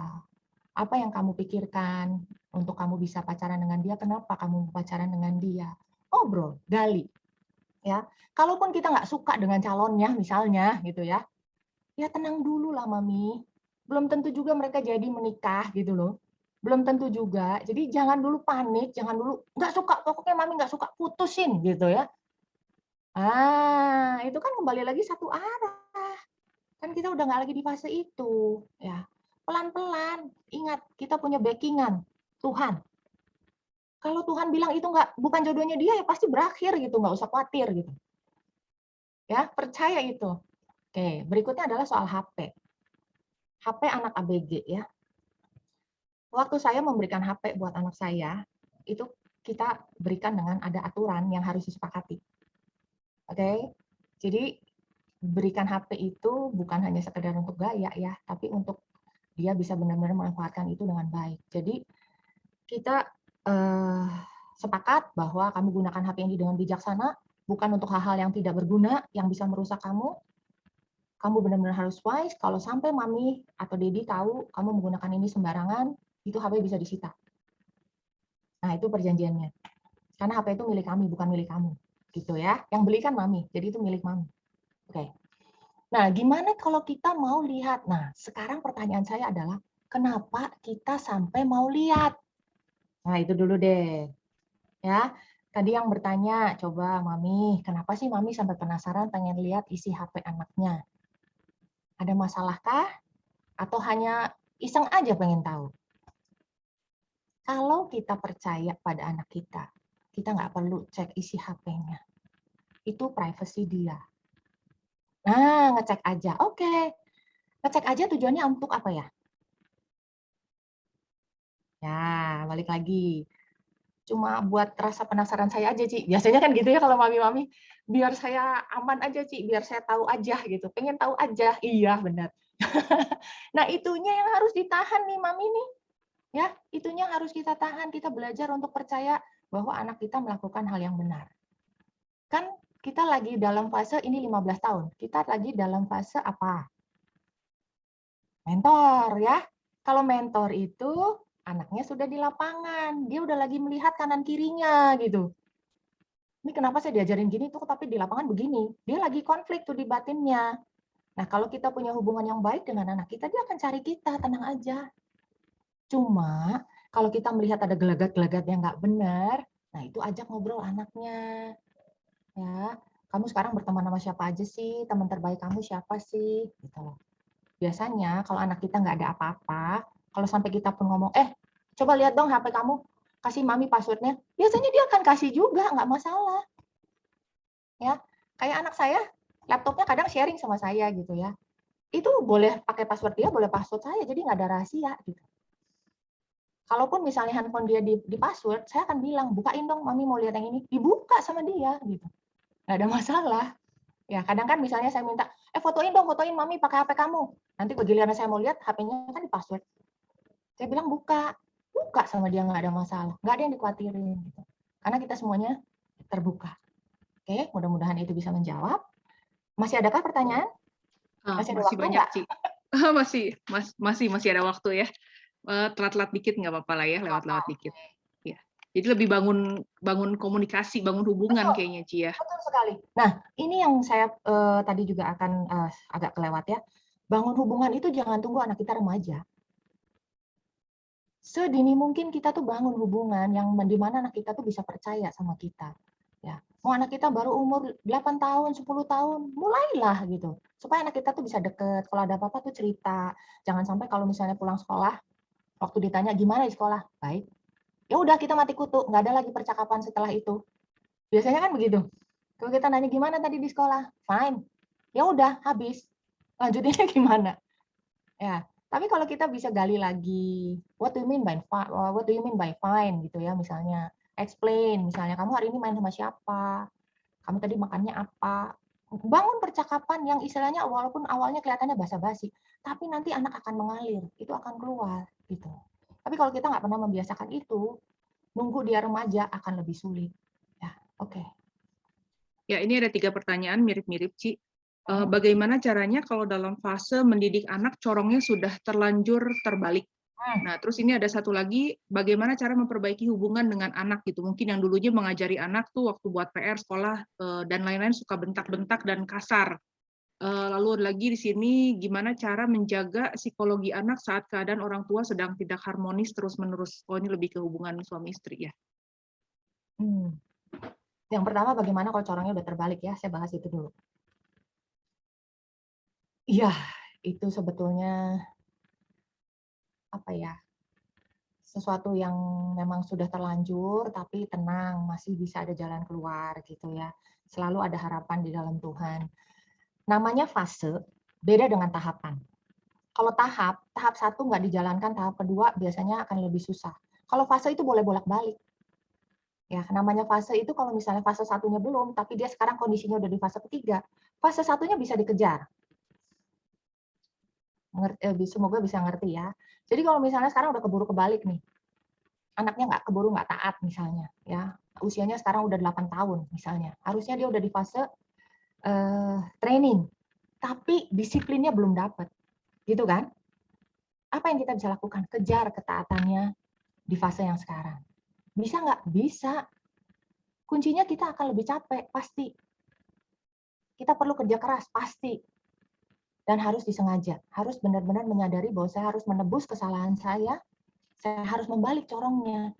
Buat anak juga nggak enak. Karena anak yang udah terlanjur bebas, sekarang harus disempitin. Ya, anak yang udah terlanjur dibiarkan, sekarang harus taat, harus nurut apa kata mama. Itu perlu usaha betul-betul. Tapi bisa. Bisa. Kuncinya adalah konsisten, sabar, mau kerja keras. Pasti bisa. Jadi masih ada harapan walaupun itu sudah terbalik. Dikejar apa yang tertinggal, gitu loh. Ya, apa yang tertinggal? Kalau misalnya ketaatan yang belum dapat, berarti ketaatan yang harus kita kejar. Apanya yang perlu diperbaiki yang di fase sebelumnya belum dapat, itu dikejar di fase yang sekarang. Sampai nanti fasenya bisa balik lagi ya ke posisi yang baik, yang posisi yang benar. Berikutnya adalah apa tadi ya? Yang cara memperbaiki hubungan dengan anak. Maksudnya dulunya cara salah gitu, suka bentak-bentak dan kasar. Oke.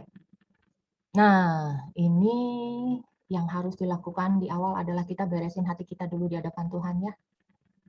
Kita benar-benar menyesal di hadapan Tuhan, kita sudah melakukan itu.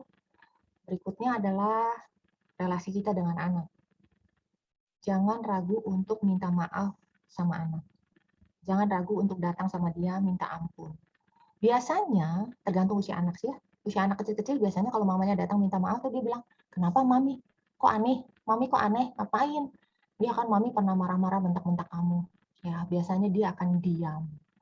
Kalau itu benar-benar membekas buat dia, biasanya di situ terjadi momen yang mengharukan ya. Anak akan bisa menilai bahwa mamanya saat itu tulus atau enggak.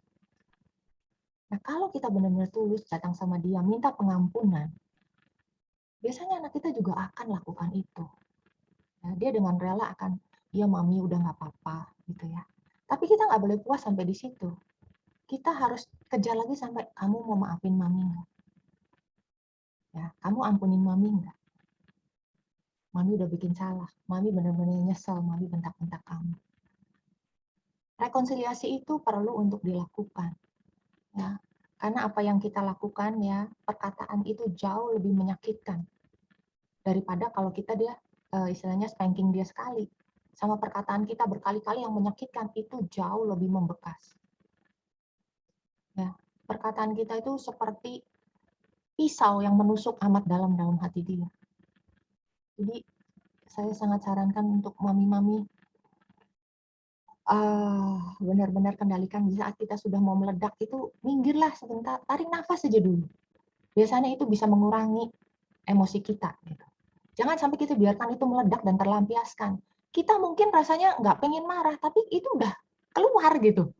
Akhirnya kita menyesal belakangan, dan itu dampaknya pada anak kita itu sangat tidak baik. Ya. Jadi rekonsiliasilah, cari waktu yang tepat, kita lakukan dulu, bertobat dulu di hadapan Tuhan. Baru kita cari momen yang tepat, di mana memang hubungannya lagi baik dengan anak, nggak ada konflik, nggak ada apa. Nah itu silahkan selesaikan dengan anak. Setelah itu, berusaha tidak lakukan lagi untuk membentak dia. Kalau kita udah minta maaf, kita bentak lagi, maaf, bentak lagi, ya itu percuma.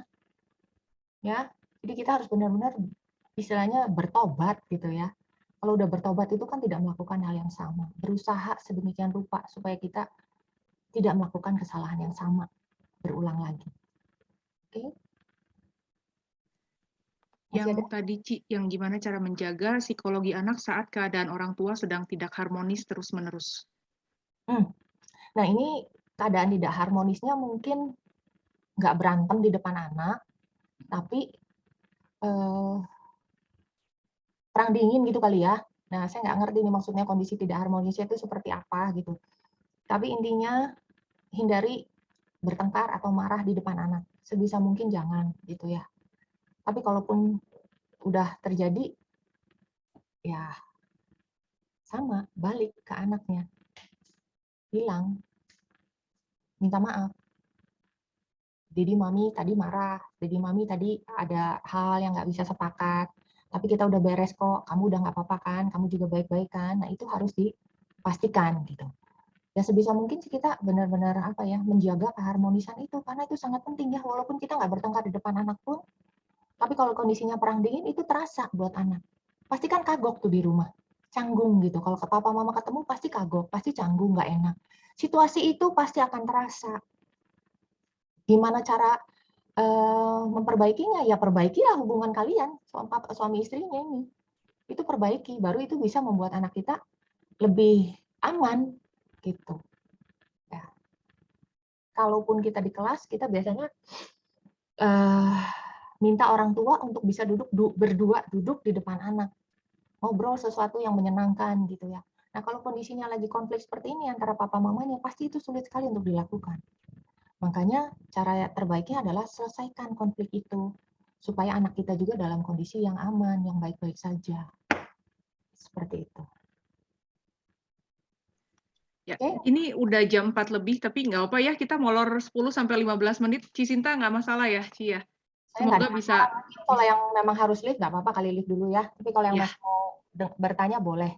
Oke, yuk semoga kita bisa menjawab semuanya ya. Nah, di sini ada pertanyaan lagi, gimana jika ada fase-fase yang terskip? Misal, karena orang tua harus bekerja, anak tinggal sama nenek kakeknya, apakah bisa membangun hubungan yang baik dengan anak? Bagaimana membangun bondingnya kembali? Kayaknya mirip-mirip yang tadi sih ya. Ya, walaupun anak lebih banyak ditinggal sama orang tua, tapi pada waktu kita pulang, manfaatkan waktu itu walaupun terbatas gitu ya. Walaupun waktunya sangat terbatas, tapi kita gunakan itu semaksimal mungkin. Ya, balik lagi, Tuhan itu titipkan anak sama orang tuanya. Ya, kakek nenek mungkin hanya sekedar membantu pada saat kita kerja. Saya tahu ada situasi tertentu yang mengharuskan orang tua berdua kerja gitu ya. Jadi memang sama mereka bekerja, anak sama orang sama nenek gitu. Tapi pada waktu kita punya kesempatan, misalnya weekend, misalnya malam, sempatkanlah untuk ngobrol. Jadi membangun bonding itu nggak perlu lama, tapi kita benar-benar intentionally, tapi disengaja gitu loh. Disengaja misalnya malam sebelum anak tidur, ngobrol, ya. Di situ itu bangun bonding gitu. Jadi jangan tunggu alasan bahwa saya pulang kerja udah capek, Ci, saya udah ini, udah itu. Ya kalau 5-10 menit masa sih nggak bisa cuma ngobrol sama anak, gimana tadi kamu, ya, ada apa, mau tahu kabarnya dia seharian itu gimana. Itu membangun bonding. Kalau kita bisa lakukan itu 10 menit setiap hari, lama-lama itu kuat gitu loh. Tapi kalau kita menganggapnya itu nggak penting, itu nanti aja, nanti kalau udah gede, nah kita akan kelewat gitu. Jadi lakukan seminim yang kita bisa lakukan di sela-sela kesibukan dan kelelahan kita, ambil 5-10 menit untuk ngobrol dengan dia. Bangun bonding itu sebetulnya itu, ngobrol gitu. Ngobrol ya, sekali-kali kalau weekend, ajak mereka makan makanan kesukaan ya. Ciptakan momen di mana anak-anak bisa mengingat bahwa dulu saya sering diajak mama, papa makan di mana, ngobrol gitu, happy-happy, fun together. Itu penting supaya anak punya memori yang baik dengan orang tua mereka. Itu juga membangun bonding. Oke, semoga itu bisa menjawab. Ya, pertanyaan selanjutnya, Ci mau tanya kalau anak umur 28 tahun belum mandiri dan menyalahkan keadaan ortu, kenapa tidak sukses seperti orang lain? Itu solusinya bagaimana?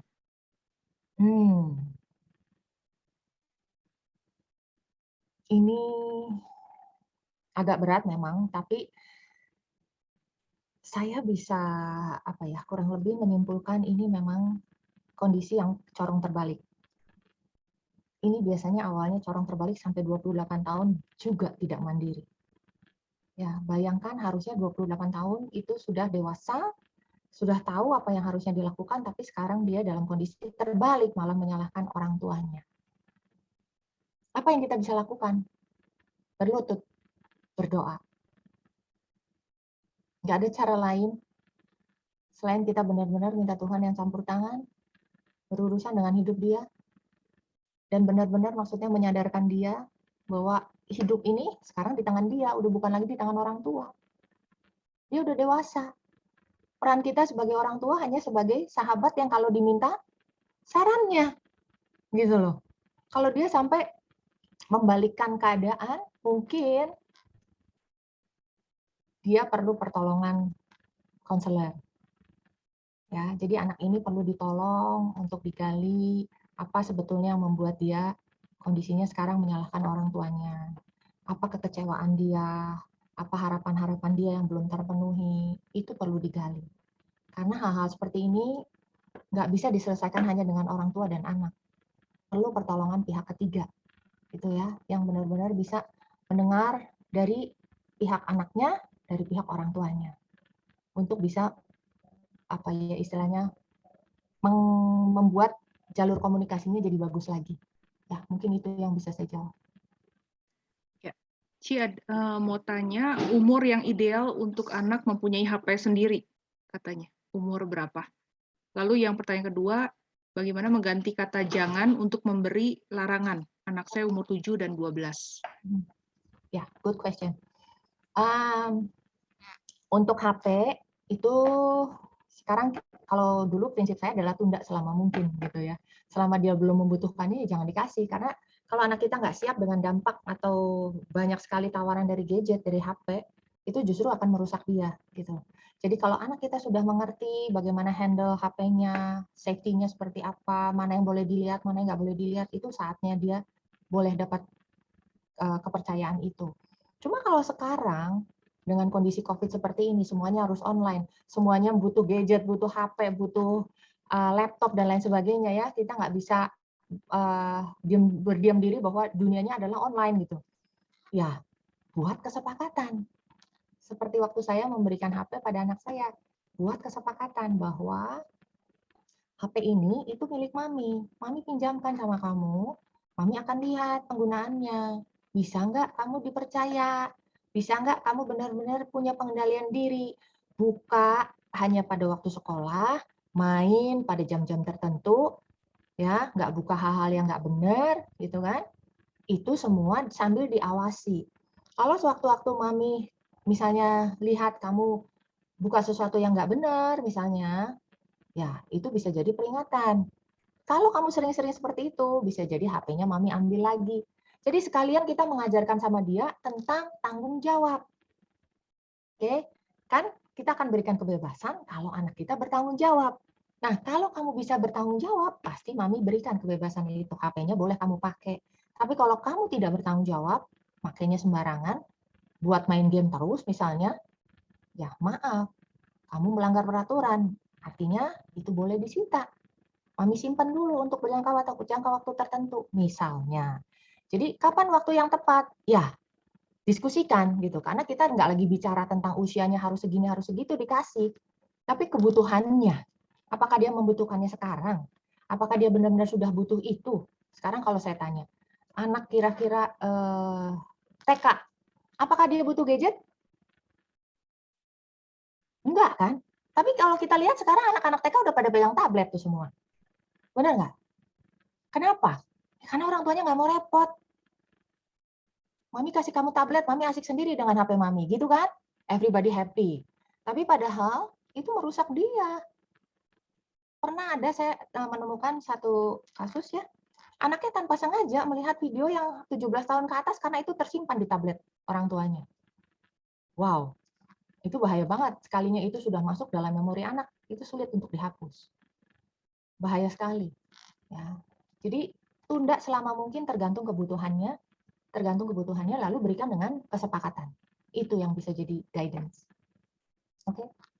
Ya, pertanyaan selanjutnya, apakah ada tips untuk mendidik anak perempuan usia 12 tahun yang antara kebebasannya ada di fase di tengah training dan coaching? Ini pertanyaan saya juga, Ci, sebenarnya anak saya 12 tahun. Ya, usia ini usia yang baru mereka mengalami menstruasi, yang mungkin secara hormonal apa segala macam, yang banyak mulai ingin tahu, ya mungkin termasuk tentang sex education segala macam juga kali ya, Ci ya. Ini gimana? Jadi maksudnya pertanyaannya apa tuh? Kebebasan dengan apa tadi tanggung jawab? Tips untuk mendidik, lebih ke situ sih. 12 tahun yang antara kebebasannya itu ada di fase di tengah training dan coaching. Oh, jadi maksudnya tuh bagaimana mendidik dia di usia ini gitu. Ya, mungkin gitu ya, Ci ya. Oke. Kalau ada contoh kasusnya kayaknya lebih gampang deh. Kalau ini terlalu umum soalnya nih. Ada nggak contoh kasusnya? Problemnya apa gitu? Ya, untuk Iren mungkin mau buka mic langsung, mau tanya langsung. Contohnya aja gimana yang dihadapi. Ya, Ci, benar dengan Ci host, saya sedikit mirip ya problemnya dengan hormonalnya dia, emosionalnya dia, dengan bagaimana cara membangkitkan rasa simpatinya dia, Ci, gitu. Jadi maksudnya waktu dia PMS nih, gitu ya, lebih banyak waktu dia Terus, PMS. betul.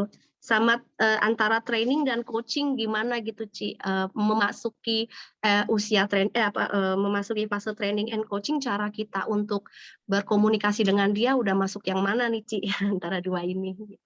12 tahun itu masih di training ya? Di training ya, Ci? Ya, 12 tahun masih di training ya. Saya ngerti kalau anak-anak perempuan mungkin ada BT-nya, ada waktu Iya, PMS gitu ya. Jadi kalau di situ betul. kayaknya masa-masa itu kayaknya nyebelin banget gitu ya. Gampang tersinggung gitu ya. Disuruh marah gitu bukan? Ya, terus ini anaknya karena dari kecil sudah kelihatannya lebih dewasa dibanding teman-temannya, lebih mature gitu. Oh, oke. Kalau Jadi lebih agak dewasa biasanya lebih gampang dong diajak bicara. betul, tapi kadang-kadang suka moody juga kan usia seperti ini, Ci. Oke, good. Terima kasih. Ya. Saya ngerti. Saya baca satu buku ya. Ini sharing satu keluarga yang sangat saya idolakan juga. Bagus banget keluarga ini, keluarga satu pester. Ibunya ini mengajarkan sama anaknya. Jadi saya ini dengar dari anaknya yang sharing gitu ya. Dia bilang bahwa ibu saya itu sangat luar biasa. Dia berusaha menjaga emosinya sedemikian rupa. Jadi walaupun dia sedang mengalami PMS, orang nggak ada yang tahu. Wow, itu buat saya satu teladan yang luar biasa banget. Jadi mamanya ngajarin anak-anaknya bahwa kita tuh harus belajar sedemikian rupa mengendalikan emosi kita. Sampai kalaupun kita lagi PMS, itu nggak ada yang tahu. PMS itu not allowed. Ya, jadi kita nggak bisa pakai excuse bahwa saya lagi PMS, jadi saya boleh marah-marah seenaknya. Saya boleh emosi meledak semaunya. Nggak bisa. Moody juga sama, moody itu alasan. Moody itu sebetulnya kan dia perlu kendalikan, perlu kontrol itu. Ya. Kalau kita sebagai orang yang maksudnya nggak ada masalah dengan secara psikologis ya, moody itu sebetulnya hanya alasan untuk saya boleh semaunya. Oke, jadi saya juga sering mengalami itu dengan anak perempuan saya. Kadang-kadang dia juga menjengkelkan banget. Ya, tiba-tiba bete, mukanya cemberut gitu kan. Kita sebagai orang tua juga ngeliatnya, ini kenapa sih anaknya apa-apaan gitu ya. Nggak ada apa-apa kok cemberut, maminya dicemberutin gitu. Sampai saya nanya, ada apa sih? Mami salah apa sih? Kenapa sampai mami rasanya dibentak gitu? Rasanya mami kok nggak salah apa-apa, tapi kamu kok jengkel gitu. Nah, dia baru ngomong kayak gini, kayak gitu. Saya bilang, iya sorry. Tapi please lain kali jangan pakai muka cemberut. Kan jadi semua serba salah kalau kamunya cemberut. Nah, yang kayak gitu-gitu mungkin kita ajak dia ngobrol gitu loh. Bisa nggak dengan cara yang lebih baik? Bisa nggak ngobrol, sampaikan. Kalau misalnya kamu butuh waktu untuk sendiri, silahkan. Tapi tidak dengan muka yang cemberut. Misalnya seperti itu. Ya. Jadi kita sendiri juga perlu menjadi teladan. Gitu. Karena anak kita tuh sangat melihat kita. Anak-anak itu sangat mencontoh kita sebagai orang tua. Makanya saya tuh sangat berhati-hati juga kalau di depan anak-anak. Gitu. Prinsipnya itu anak-anak itu ulung banget, pintar banget untuk meniru kelakuan kita. Gitu. Kalau kita nggak hati-hati tuh mereka benar-benar melihat seperti surveillance kamera. Jadi apa ya, kamera CCTV yang mengamati kita 24 jam sehari. Ya. Saya sering ceritakan di kelas parenting bahwa anak saya yang laki itu bisa marah persis nadanya seperti saya. Saya nggak pernah ngajarin dia bahwa nanti kalau kamu marah seperti ini ya, nggak pernah. Tapi anak saya bisa marah persis seperti saya. Kamu tuh ya kalau marah tuh ya begini-gini. Saya sampai kaget, diem. Lah itu kok gue banget gitu ya. Tapi itu terjadi dengan anak saya. Itu anak laki. Anak laki meniru mamanya marah persis seperti kayak gitu.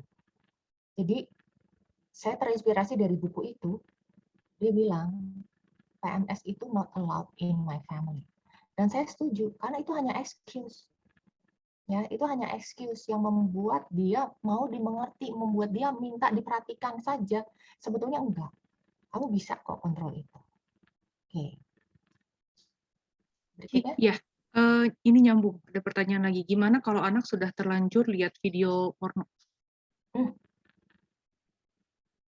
Ini tadi saya sudah sempat bilang ya, bahwa apa yang sudah dilihat biasanya akan sulit untuk dihapus.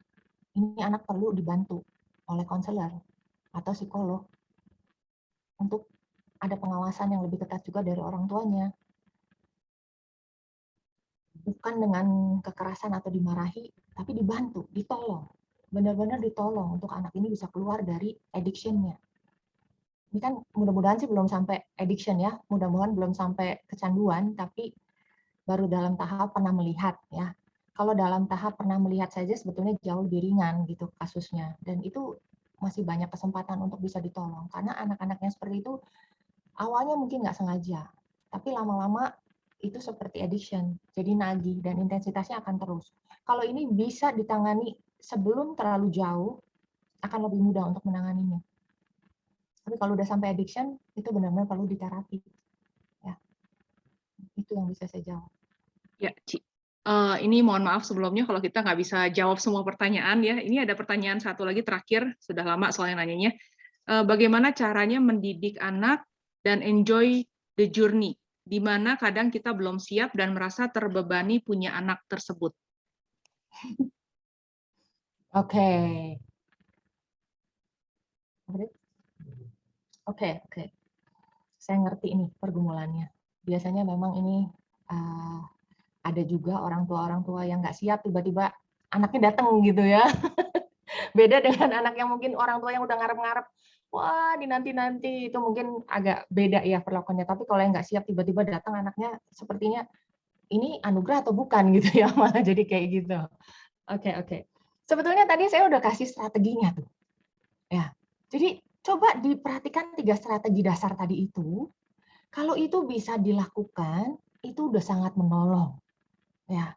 Jadi ayo perhatikan bagaimana hubungan suami istrinya, apakah baik-baik saja, kompak atau enggak. Lalu apakah fokus saya selama ini hanya perilaku anak, tanpa saya perhatikan bagaimana sih sebetulnya hati anak ini. Ya, gimana sih caranya mendidik hati anak? Ya dengan banyak ngisi hatinya, dengan banyak ngobrol gitu loh. Supaya kita bisa nangkap ini sebenarnya anak ini baik, sebenarnya anak ini tuh hatinya tuh polos banget gitu. Tapi kenapa kelakuannya jadi kayak gini? Nah, itu yang kita harus cari tahu sebagai orang tua. Yang ketiga, fasenya dibenerin.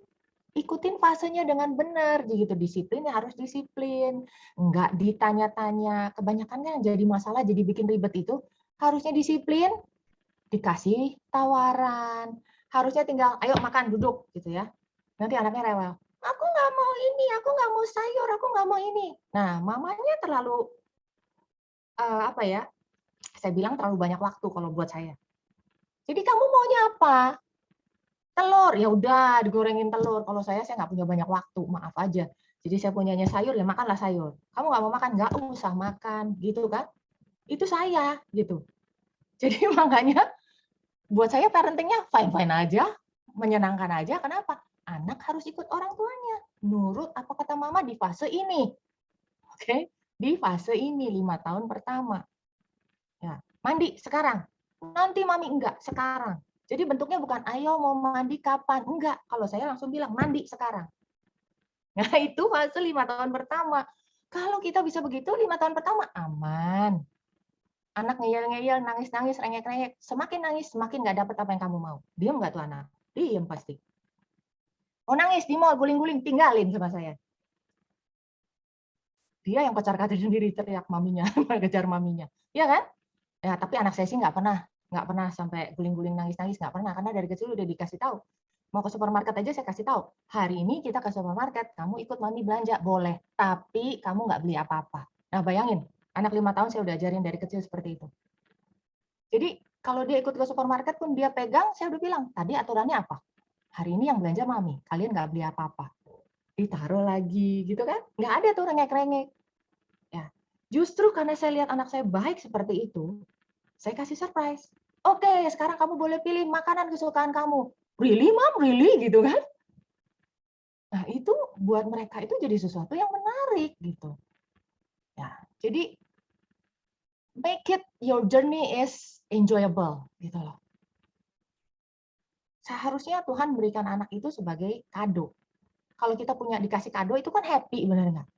Kita bukannya juga dengan sukacita, dengan happy, dirawat, dipakai, dia menyenangkan gitu loh. Nah, so we can make our parenting journey itu sesuatu yang fun, bisa gitu.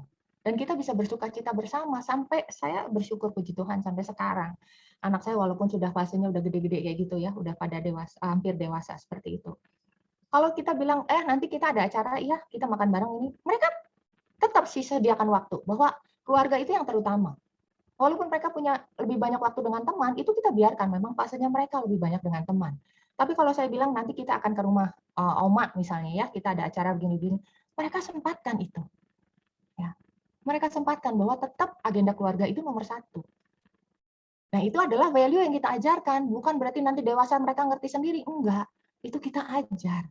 Kita latih mereka, kita kasih tahu sama mereka dari kecil bahwa keluarga itu nomor 1. Bagaimana kakak adik itu nomor 1 di atas yang lain. Kakak adik harus saling tolong, bukan saling saingan. Karena daddy mami nggak akan bersama dengan kalian selamanya, tapi kakak adik akan selalu bersama dengan kalian. Jadi be the best buddy for each other, gitu loh. Ya, harus saling sayang, jangan saling saingan gitu. Nah, hal seperti itu tuh kita ajarkan.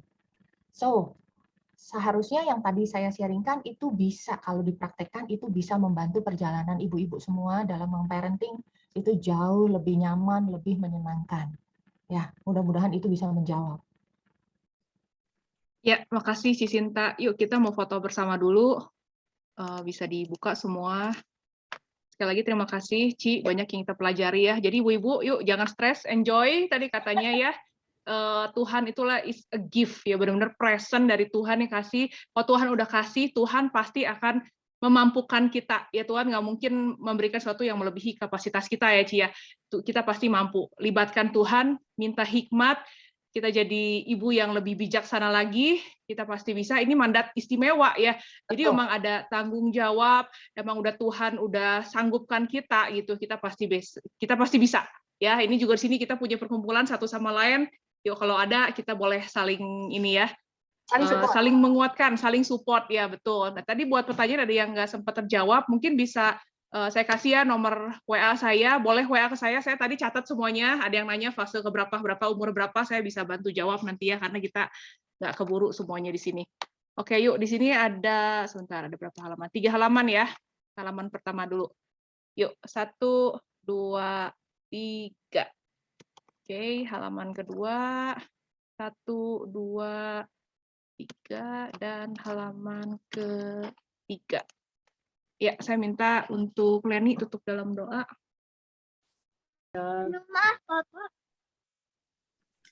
Makasih Cisinta, hari ini luar biasa, bagus banget.